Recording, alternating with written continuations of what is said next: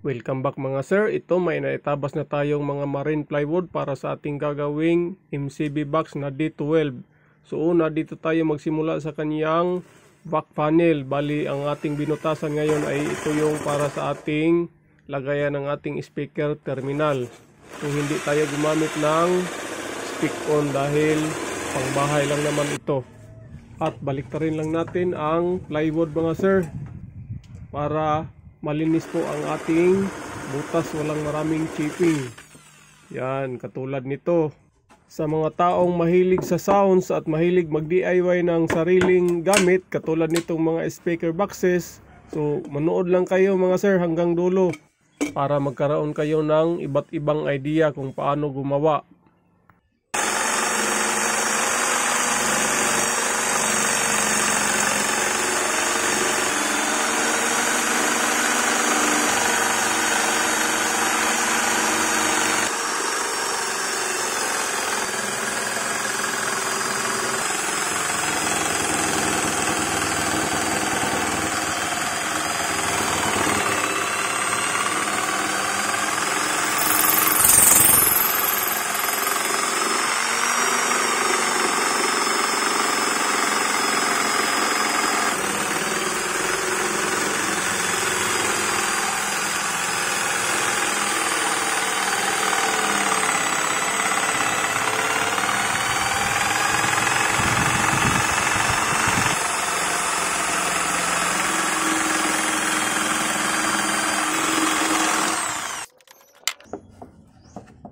At ngayon mga sir ay mag-assemble na tayo. Andito ng ating mga naitabas.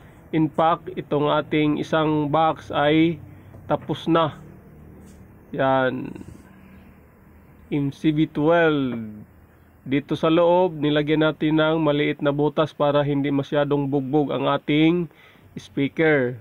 So ngayon, papakita ko sa inyo kung paano magbuo gamit itong ating bagong powerhouse na electric nailer, kung maganda ba siyang gamitin.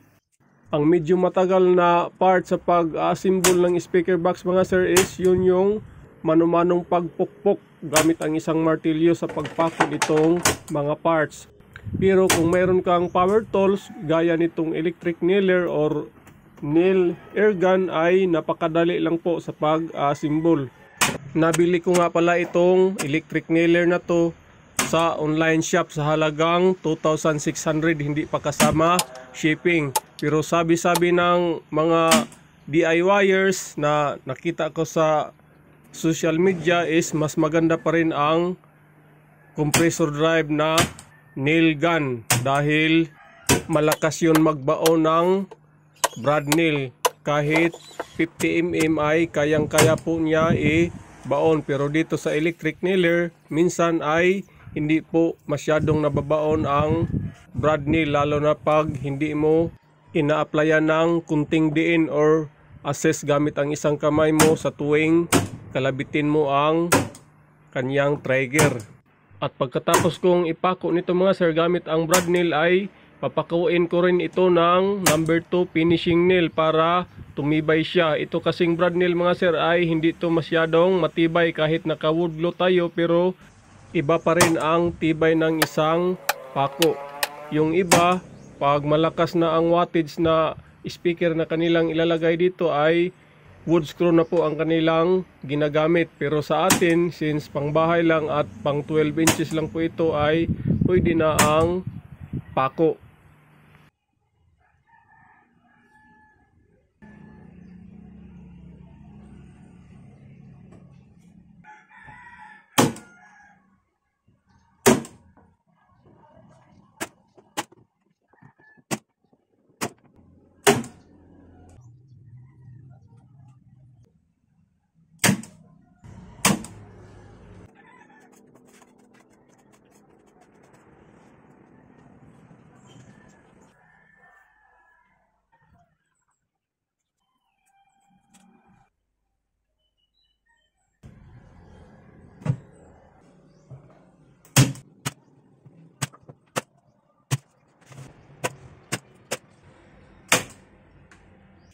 At ito na mga sir, natapos na natin ang isa pang box. Mamaya sasander natin to, tapos router at mamasilya para makapagpintura na tayo.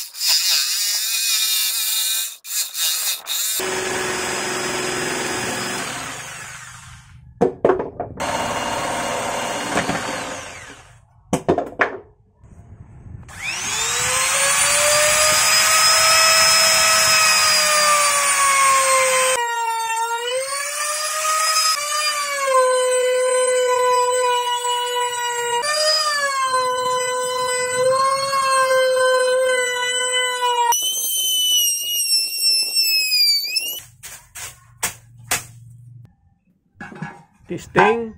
Wow, swaktong swakto.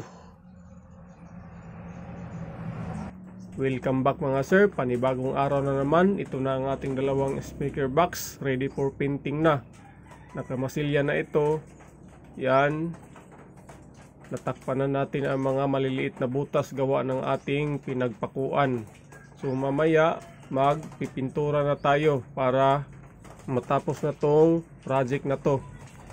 So ngayon, since nakaready na ang ating mga mixture para sa ating pagtitexture, ay i-apply na natin to. So ganito lang po kalabnaw ang aking mixture mga sir. Yan. Binubuo po ito ng simento, wood glue at plexiband. At sa paulit-ulit kong pagtitexture at pagpipintura ng mga speaker boxes mga sir, ay nakadiscovery na naman ako ng bagong idea. So ito po yun. Pinapahid ko muna sa paintbrush ang materialis bago ko padaanan ng roller. Sa ganitong style mga sir ay makakatipid tayo sa materialis dahil hindi po makapal ang ating pagtitexture. So di na po ako magsasalita mga sir. Sundan nyo na lang ang mga galawan kung paano ko ito ginawa.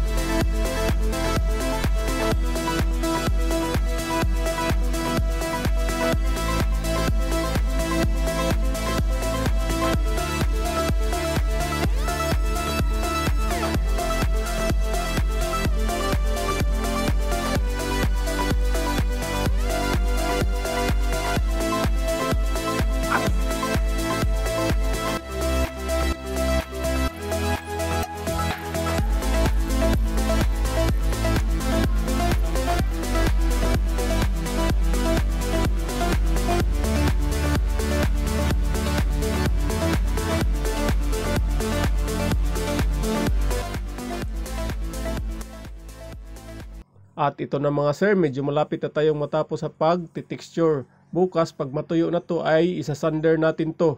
Ito na rin ang ating isa pang box. So bukas, hopefully makapag-apply na tayo ng final coat. Gumamit lang pala ako dito ng cotton roller at saka quick drying enamel na color black. So ito na po ang ating pang first coat sa ating pang final color. Pasensya na mga sir, pakat-cut po ang ating video dahil napakahaba po sa video na ito. Mga kulang-kulang 3 araw ko po itong ginawa, kaya para hindi masyadong humaba ang ating video ay kinakat-cut ko na lang. Bali ang mga pinaka-importanting parts na lang sa video na ito mga sir ang ipapakita ko dito na posibleng mapagkukunan nyo ng mga ideas.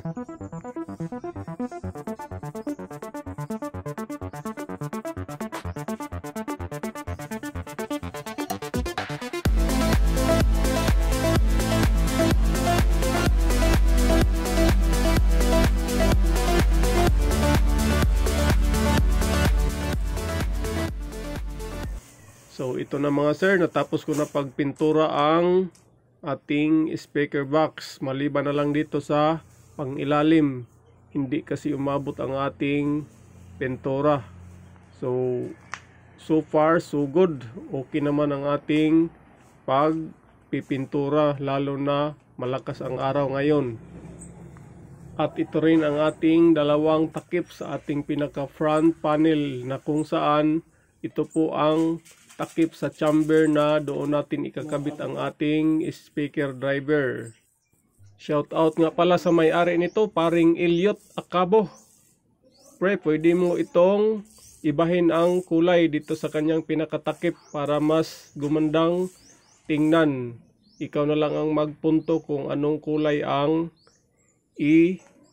kukulay mo nito para mas maging astig at pogi ang iyong setup.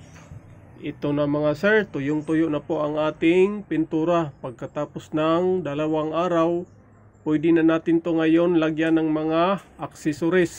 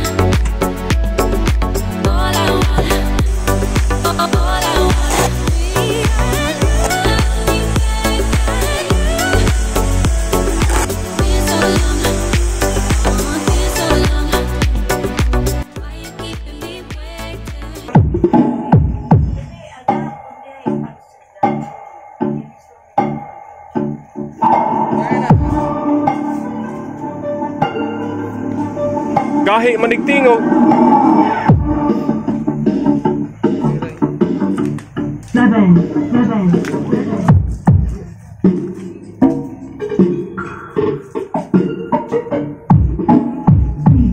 7 de la Cruz and Mac Verde Remix.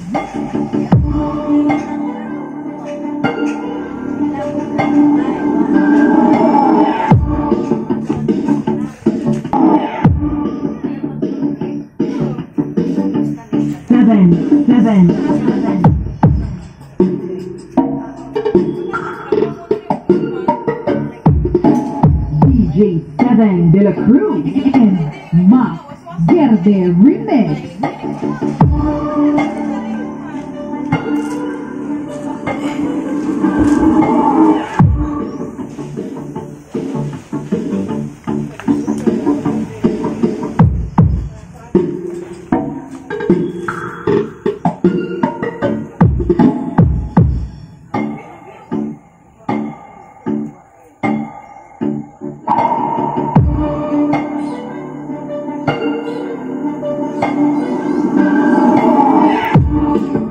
Where is that? Adjust up. 7.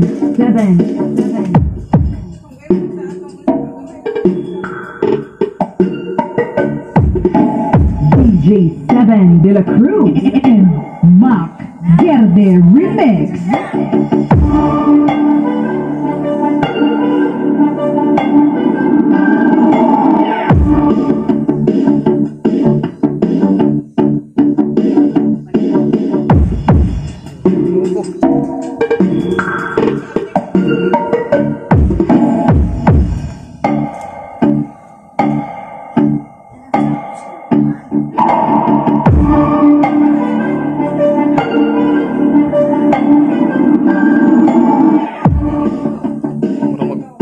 There we go mga sir. Maraming salamat sa oras nyo. This has been your 5-9 day. At ito na po ang ating MCB12. Pinick up na ng may-ari. At nandito tayo ngayon sa kalsada para magkantay sa sasakyan nito. Maraming salamat.